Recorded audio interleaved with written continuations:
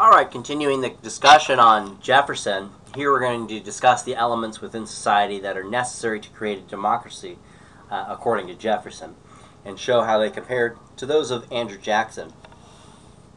For Jefferson, there were three key elements for creating a democracy. There was land, education, and time.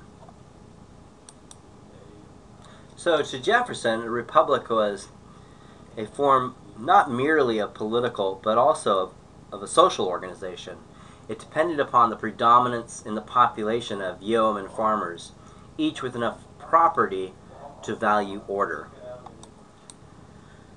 The significance of land for Jefferson was American liberty rested upon the firm foundation of agriculture.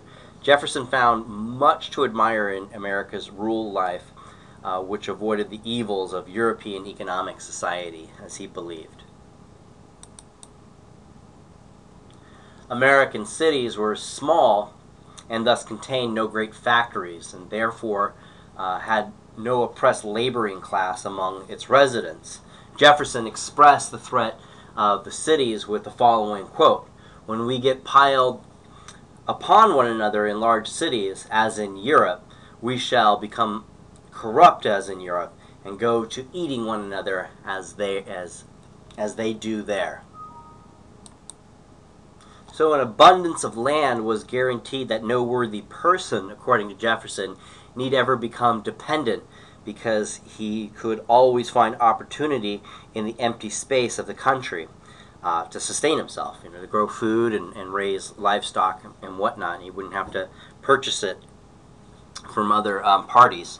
Hence, the general public could resist the influences of merchants, or the business class in general, or the plantation aristocrats, who might seek economic power and influence over them.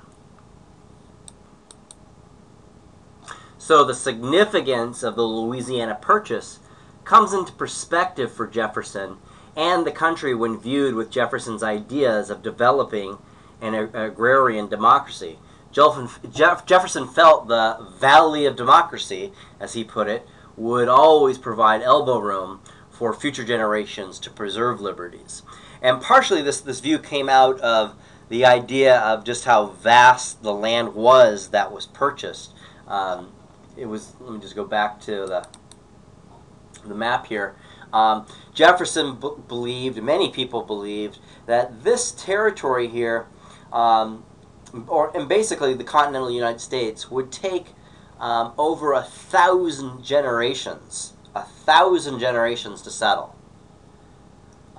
So that reveals the notion that they really didn't understand really what was out there and how much land was out there. They overestimated it, that's for sure, or at least the momentum of how many people actually would go out there, because it took, in fact, only 3 generations to settle the continental United States once it was made available to Americans.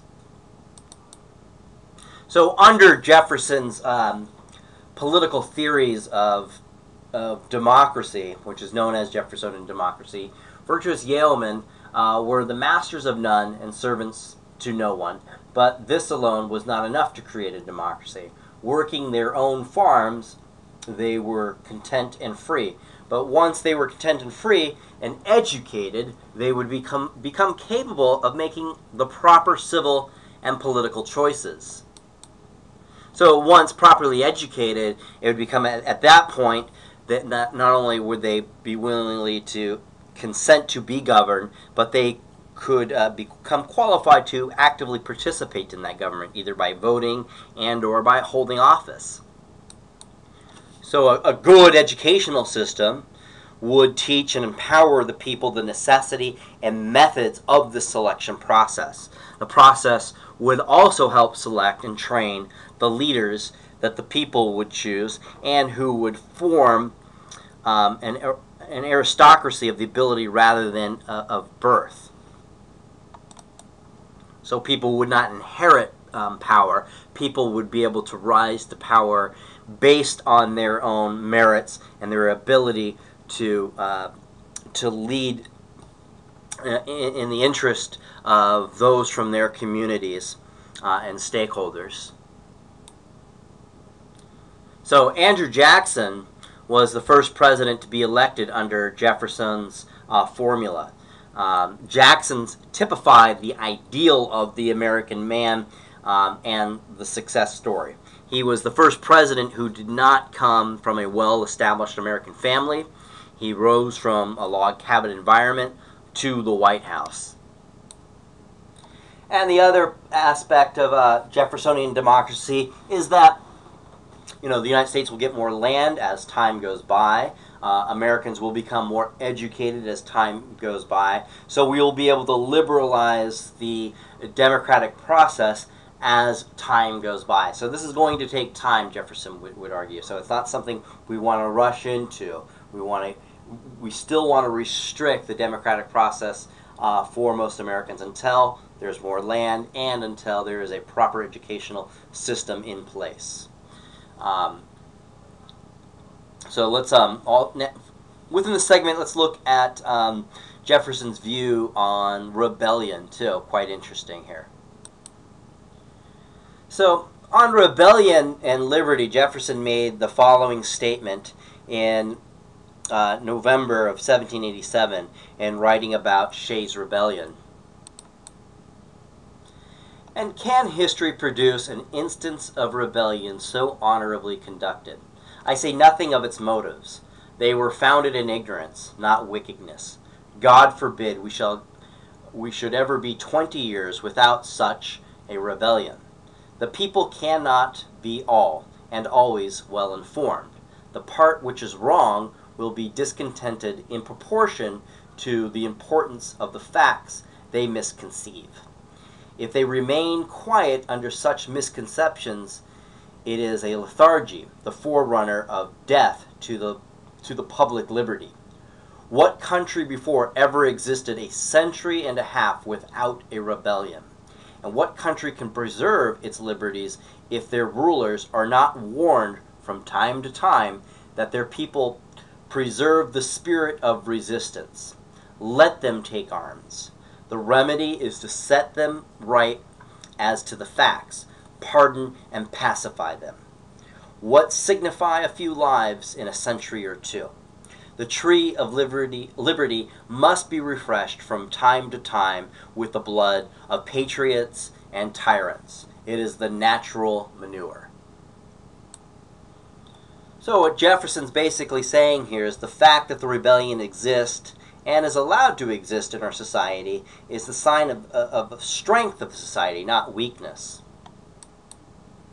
What rebellion points out are the weaknesses and imbalances in society so that society may become aware of these weaknesses and imbalances and correct them before the basic values that society wants to preserve are lost. As Jefferson points out, people are generally unaware of the potential loss because they are so busy trying, well, just to survive day to day. The rebellion makes them aware of the possible loss of values and permanent shift in the direction in which society may operate. So if we were to graph Jefferson's theory about rebellion within a healthy democracy, this is the way the people feel the government should act. So you have this line down here. This is the way the government officials do act, being corrupt and power hungry and all of this. Dissent and rebellion bring this line back down to the desires of the people, bring it down at least closer. So rebellion isn't ever going to take this line down to the way the people think the government should act, because after all, the government is made up of human beings with all of their corruptions and geniuses. But it will take this line down lower, according to Jefferson's theory of rebellion.